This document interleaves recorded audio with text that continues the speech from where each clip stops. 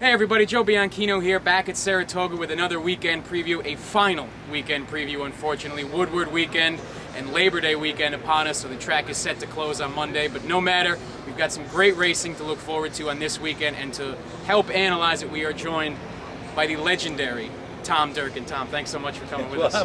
I'm more of a play-by-play guy than an analyst, a long time situation for me, but I'll try my best. All right, and the first race we're going to look at is the Bernard Baruch on Saturday, the fifth race. Significant because of who's coming back for the race. Wise Dan, champion, two-time horse of the year, draws into this field at 3 to 5, recovering from colic surgery. Great to have him back. Well, yeah, I mean, he's a first ballot Hall of Famer. You know, I vote for the Hall of Fame. I mean, he will be first ballot, probably unanimous Hall of Famer. So it's great to see him back. Win, lose, or draw, whatever happens Saturday, he's going to go to the Hall of Fame. Mm-hmm. But if he does win, I mean, it's just going to add to his legend. Horse coming back from a near-death experience, and to win it at Saratoga, again, first time back. So I don't know if he's a great betting prospect, putting my hat on as an analyst. But he has a great deal of charisma. He's a terrific horse. He absolutely is, and 3 to 5 off the layoff. I mean, he hasn't raced since Kentucky Derby Day. He won that race and then came down with the colic, had the surgery on May 17th. So you're right, probably a terrible bet, but 21 of 29 in his career. One of my favorite horses to watch. He's so professional, never moves in the paddock. Yeah, I know too. I mean, he's now, of course, been pegged as a turf horse, but he was a terrific horse on the dirt, and I never really thought he got enough credit because he's a turf horse. It's like in the general public, not so much with real racing aficionados, but in the general public, turf racing seems to be some sort of substratum, and it's not, and it should not be. But because he's not really now running in those big money dirt races, which I think would be kind of cool for him to do. It would be great.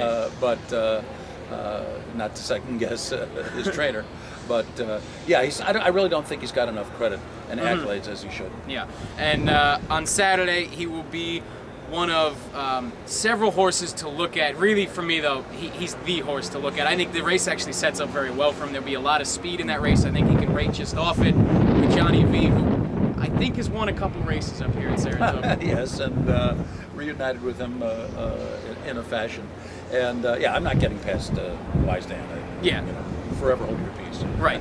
BioPro, Syad for Kieran McLaughlin. Those are two other horses to look at, but really, it's Wise Dan, and then it's the rest of the field.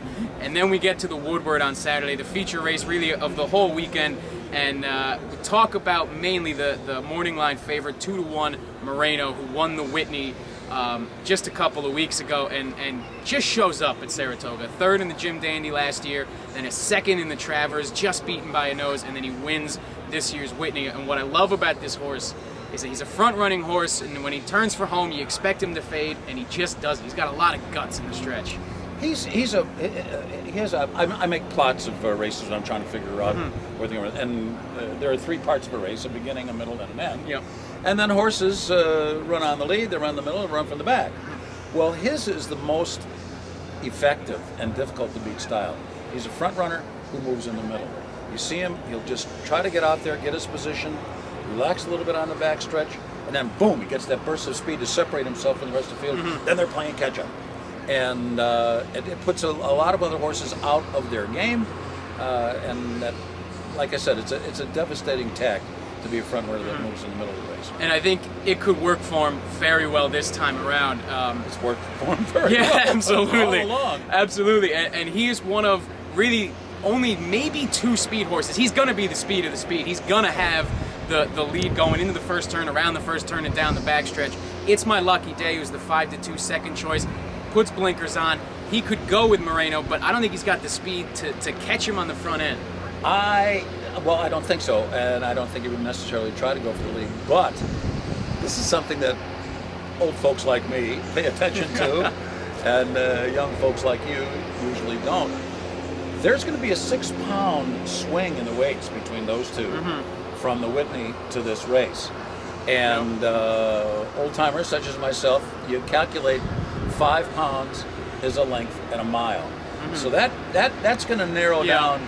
That's going to narrow down the chances for either of them. So I think it is those two, and if they do hook up and go, maybe look for the 7 Zevo, Jose Lezcano, and Chad Brown there. He could be coming from deep, and also the 2 Long River, who's an 8-1 in the morning line. And I just mention him because it's Kiara McLaughlin training and Irad Ortiz riding, and that just is a combination that works. From questing a few years ago, who won the Alabama in just sparkling fashion, to just recently Farhan in the Alley Dart. Those two just kind of know what they're doing together. Yeah, so I think it's my lucky day, and Moreno, of course, but just to maybe use them in the bottom of some of your tickets, Norm Big. It was also putting blinkers on, and again, get a little speed. You can be tough. All right, so those are the races we're going to look at. But while I have Tom here, Tom, I never asked this because I felt it was like a magician never reveals his secrets type situation. Oh, just a second. But now that you're retiring, just real quick, 6 races or 6 days a week, 10 or so races a day, 7, 8, 9 horses a race. How in the hell do you remember everything and all those horses? Yeah, I mean that's not the toughest part of the job. I mean, by any means. I mean, I've got a knack for it. Sure. I mean, if you tried it right out of the box, you'd sound pretty foolish. Because that's the hardest thing to do, is to get that memorization process down. You memorize the colors of the silks, associate them with the name of the horse. At the beginning of the day, the first race wouldn't take me more than a minute to do. As the day goes on, it gets a little more difficult. Your mental acuity isn't what it was after that first cup of coffee, and so it takes me sometimes 5 or 6 minutes to memorize the horses when they come out for the last race. Well, Tom, it's been an incredible 24-year career up here.